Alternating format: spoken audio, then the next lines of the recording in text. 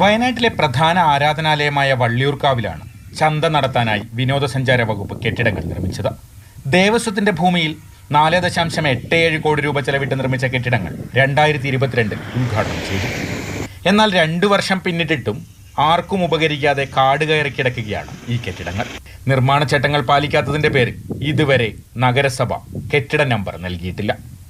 വാണിജ്യാടിസ്ഥാനത്തിൽ നിർമ്മിക്കുന്ന കെട്ടിടങ്ങൾക്ക് നിശ്ചിതമായ ഉയരം പാലിച്ചില്ലെന്നാണ് നഗരസഭയുടെ നിലപാട്.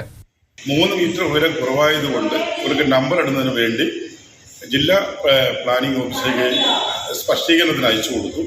അവർ ജില്ലാ പ്ലാനിംഗ് ഓഫീസ് ഞങ്ങൾ ഇത് ചുമതലപ്പെടുത്തിയിട്ടില്ല എന്നും പറഞ്ഞുകൊണ്ട് തിരിച്ച് മുനിസിപ്പാലിറ്റി തന്നു. കഴിഞ്ഞ ദിവസത്തെ മുനിസിപ്പൽ ബോർഡ് മീറ്റിംഗിൽ ഞങ്ങൾ ഗവൺമെൻറ് സ്പഷ്ടീകരണത്തിന് വേണ്ടി ഗവൺമെൻറ് സമർപ്പിക്കാൻ വേണ്ടി തീരുമാനിച്ചിരിക്കുകയാണ്.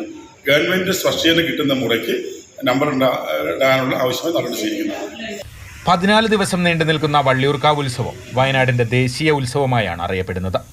ഉത്സവകാലത്ത് പ്രദർശനവും ചന്തയും നടത്താനാണ് പ്രധാനമായും കെട്ടിടങ്ങൾ നിർമ്മിച്ചത്. എന്നാൽ കഴിഞ്ഞ 2 ഉത്സവകാലത്തും ഇവ പ്രയോജനപ്പെട്ടില്ല. മാതൃഭൂമി ന്യൂസ്, വയനാട്.